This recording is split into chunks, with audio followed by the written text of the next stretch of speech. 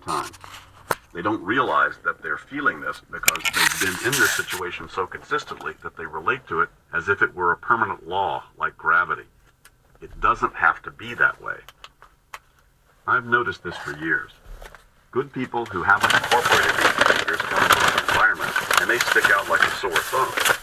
I've lived with the standards of clear plastic RAM and hard green edges on in baskets for more than 2 decades now.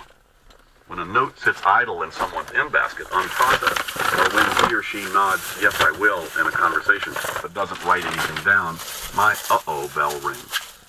This is unacceptable behavior in my world. There are much bigger fish to fry than worrying about leaks in the system.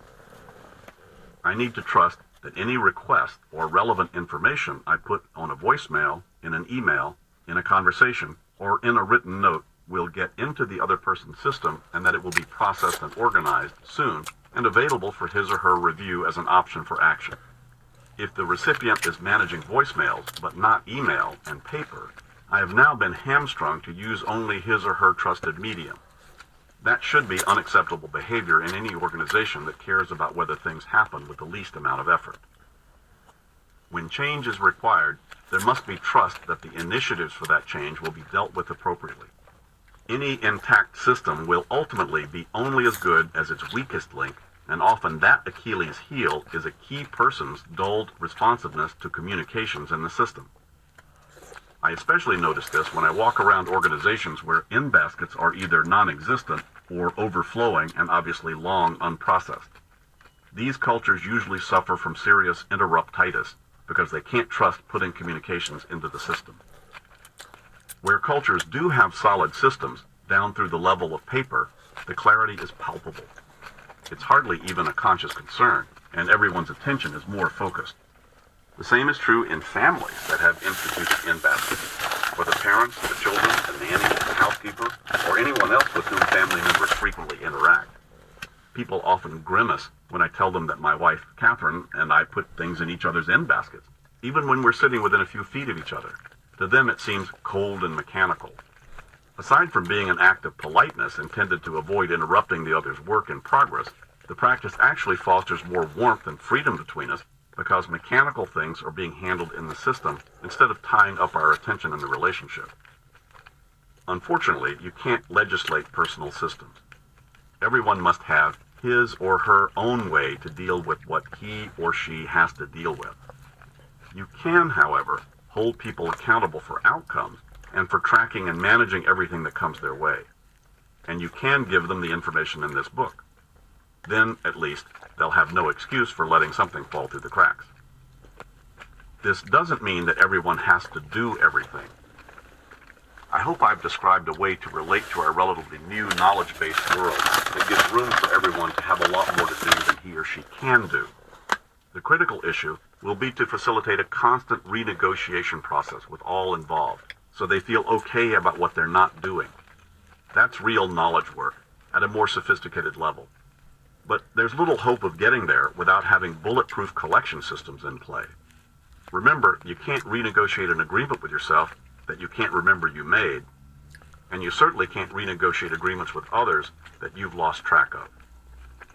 When groups of people collectively adopt the 100% collection standard, they have a tight ship to sail. It doesn't mean they're sailing in the right direction, or even that they're on the right ship. It just means that the one they're on, in the direction it's going, is doing that with the most efficient energy it can. Chapter 12. The Power of the Next Action Decision. I have a personal mission to make what's the next action part of the global thought process.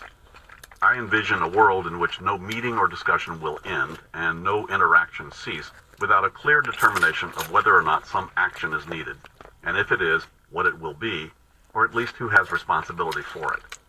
I envision organizations adopting a standard that anything that lands in anyone's 10 acres will be evaluated for action required and the resulting decisions managed appropriately. Imagine the freedom that would allow to focus attention on bigger issues and opportunities. Over the years, I've noticed an extraordinary shift in energy and productivity whenever individuals and groups installed what's the next action as a fundamental and consistently asked question. As simple as the query seems, it is still somewhat rare to find it fully operational where it needs to be. One of the greatest challenges you may encounter is that once you've gotten used to what's the next action for yourself and those around you, interacting with people who aren't asking it can be highly frustrating. It clarifies things so quickly that dealing with people in environments that don't use it can seem nightmarish. We are all accountable to define what, if anything, we're committed to make happen as we engage with ourselves and others. And at some point, for any outcome that we have an internal commitment to complete, we must make the decision about the next physical action required. There's a great difference, however, between making that decision when things show up and doing it when they blow up. The source of the technique. I learned this simple but extraordinary next action technique 20 years ago from a longtime friend and management consulting mentor of mine, Dean Acheson, no relation to the former Secretary of State.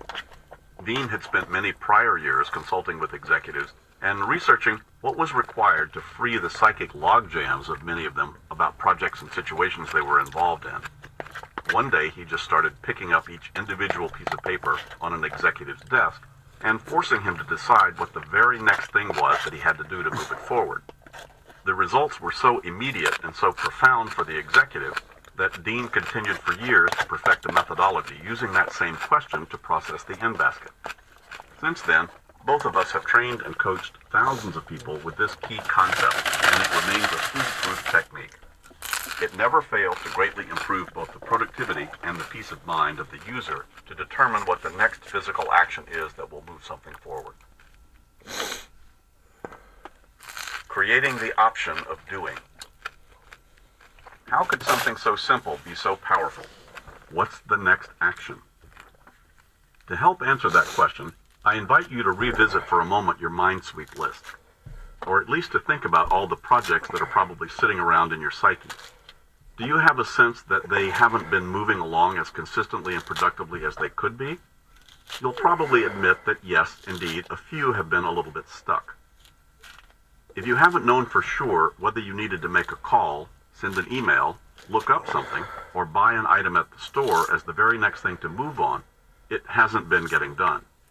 What's ironic is that it would likely require only about 10 seconds of thinking to figure out what the next action would be for almost everything on your list.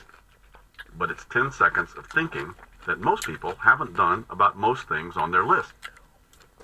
For example, a client will have something like tires on a list.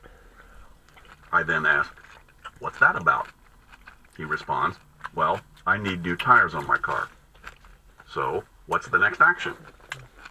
At that point, the client usually wrinkles up his forehead, ponders for a few moments, and expresses his conclusion.